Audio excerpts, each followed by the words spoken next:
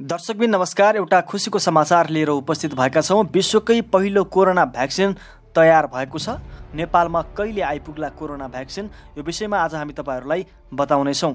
हाम्रो च्यानललाई अहिलेसम्म पनि सब्स्क्राइब गर्नु भएको छैन भने सब्स्क्राइब गरेर पुरा भिडियो हेर्नुहोला। रुसले कोरोना भाइरसको भ्याक्सिन विकास गरी अक्टोबर महिनामा सर्वसाधारणमा प्रयोगमा ल्याउने जनाइसकेको छ। उसले विभिन्न देशहरूमा भ्याक्सिनको माग भइसकेको जनाएको छ। अमेरिका र युरोपमा पनि भ्याक्सिनको विकास हुँदैछ। सम्भवतः केही समयमै भ्याक्सिन विकास गरी प्रयोगमा ल्याइनेछ।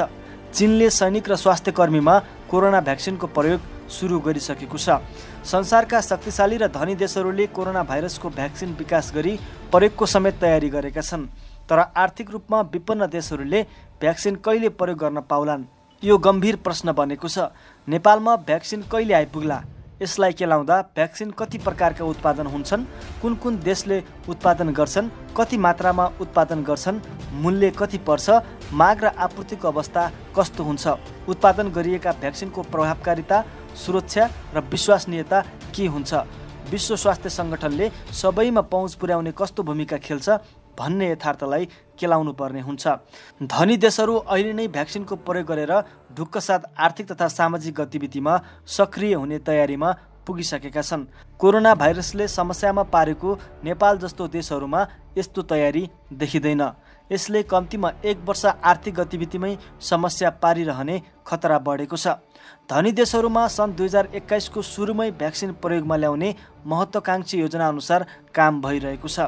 तर आर्थिक रूपमा पछाडि परेका देशहरूका लागि भ्याक्सिन यो वर्ष त के सन् 2021 सम्मको अन्तसम्ममा उपलब्ध हुनेमा शङ्का व्यक्त गरिएको छ। विश्व स्वास्थ्य सङ्गठन WHO ले सन् 2021 को अन्तसम्ममा आर्थिक रूपमा विपन्न देशहरू र मध्यम स्तरका देशहरूका लागि कोभ्याक्स कार्यक्रम अन्तर्गत कोरोना भ्याक्सिनको प्रयोग गर्ने योजना बनाएको छ। त्यसका लागि कम्तीमा 2 अर्ब भ्याक्सिनको डोज आवश्यक पर्ने आकलन गरिएको छ। WHO ले सोमबार प्रेस ब्रिफिङमा कोरोना भ्याक्सिन विकास र संसारभरका मानिसहरूका लागि उति नै पहुँचको निर्माण गर्न मात्र कम्तीमा 1 खर्ब अमेरिकी डलर आवश्यक पर्ने जनाएको छ। तर अहिलेसम्म 10% रकम पनि नउठेको जनाएको छ। WHO का महानिर्देशक टेड्रोस गेब्रेयससले सोमबार पत्रकार सम्मेलनमा आवश्यक 1 खर्ब डलर मध्ये 10% रकम पनि नउठेको जानकारी दिएका हुन्। भ्याक्सिनको लागि मात्र आवश्यक पर्ने 1 खर्ब डलर संसारका 20 धनी मुलुकहरूले कोरोना महामारीको जोखिमसँग जुझ्न 10 खर्ब डलर खर्च गरिसकेकाले कोरोना भ्याक्सिन संसारभरका मुलुकमा सहज तरिकाले उपलब्ध गर्नुपर्ने खर्च तुलनात्मक रूपमा निकै कम भएको टिप्पणी गरेका छन्।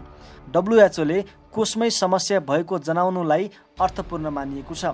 कोरोना भ्याक्सिनको मूल्य महँगो पर्ने भएकाले विश्वका सबै देशले प्रयोगमा ल्याइहाल्न मुस्किल पर्न सक्छ। गरिब देशहरूका लागि सन् 2021 मै कोरोना भ्याक्सिन प्राप्त गर्न कठिन हुने यसबाट पनि प्रमाणित भएको छ। अर्कोतर्फ धनी देशहरूले पहिले आफ्नो देश र मोटो रकम तिर्न सक्ने देशहरूलाई भ्याक्सिन उपलब्ध गराउन सक्छन्। रुसी भ्याक्सिन पनि आर्थिक बजार हेरेर प्रयोग हुन सक्छ। रुसी भ्याक्सिन प्रति वर्ष केही करोड मात्र उत्पादन गर्न सक्ने क्षमताको छ। त्यसैले पहिले रुसी जनतामा प्रयोग गर्छ। यसमा महिनौँ लाग्ने भएकाले अन्य देशमा पुग्न समय लाग्छ नै, त्यसमाथि नेपालमा आउन झनै समय लाग्छ। भ्याक्सिन त्यति नै महँगो पनि पर्न सक्छ। कोरोना भाइरसको भ्याक्सिन विकास गरिरहेको कम्पनी मध्येको सेरम इन्स्टिच्युट अफ इन्डियाले प्रति डोज $3 मात्र पर्ने जनाएको छ। सेरमले एकैपटक 10 करोड डोज उत्पादन गर्ने योजना बनाएको छ, जसको मूल्य $3 अर्थात् नेपाली रुपैयाँ 360 पर्न जान्छ। सेरमले Bill and Melinda Gates foundation मार्फत भ्याक्सिन विकासका लागि $15 करोड फन्डिङ प्राप्त गरेको छ। सेरमको अक्सफोर्ड युनिभर्सिटी, एस्ट्राजेनेका र नोभाभाक्ससँग भ्याक्सिन विकासका लागि पनि सम्झौता गरेको छ।